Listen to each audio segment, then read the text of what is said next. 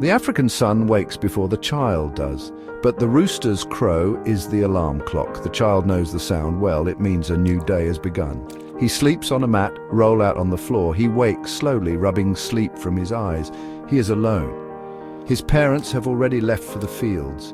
He pulls on his clothes, a simple shirt and shorts, worn thin from many washings. There is no time for a bath. He will wash later in a basin outside. His stomach rumbles. He is hungry, but there is work to do before he can eat. The child's first task is to fetch water. He carries the empty jerry can, heavy, even when empty, on his head. The walk to the well is long. He greets neighbors along the way, other children also beginning their day. The well is a gathering place, a source of gossip and news. Back home he sweeps the dirt yard with a short, stiff broom. He chases away chickens pecking at the ground. He feeds the goats, they're bleating a familiar morning song. Only when his chores are done can he think of play. The sun climbs higher, the air grows hot. The child joins his friends. They play in the shade of a large baobab tree. They invent games with sticks and stones, their laughter echoing through the village. They race each other, kicking a ball made of rags. Their games are simple, but they are full of joy. They don't need expensive toys, their imaginations are enough. They play until hunger calls them back inside. Lunch is a simple affair. The child eats alone, sitting on the doorstep. He eats ugali, a stiff porridge made from maize flour.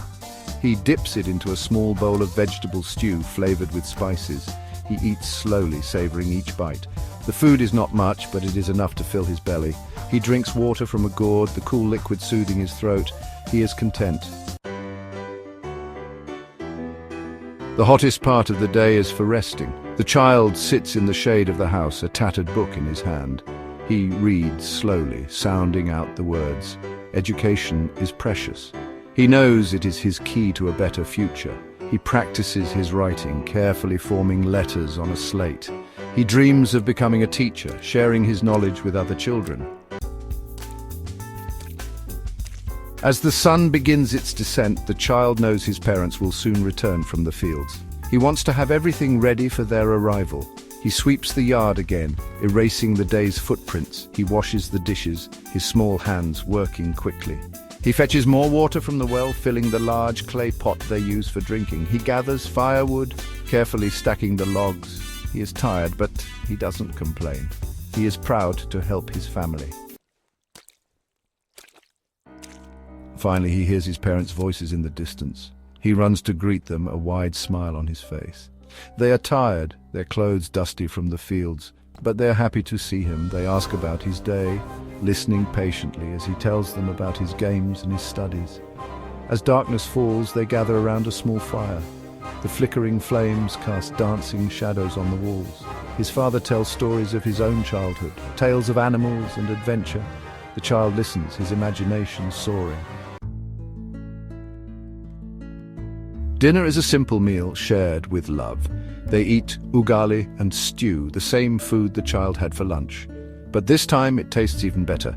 Perhaps it is the company, or perhaps it is the knowledge that they are all together, safe and sound.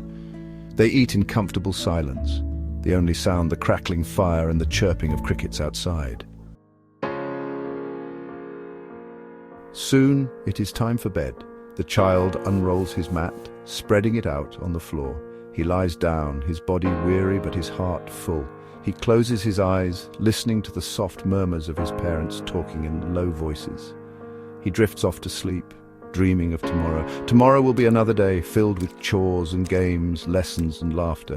But for now he is content. He is home, he is loved, and that is all that matters.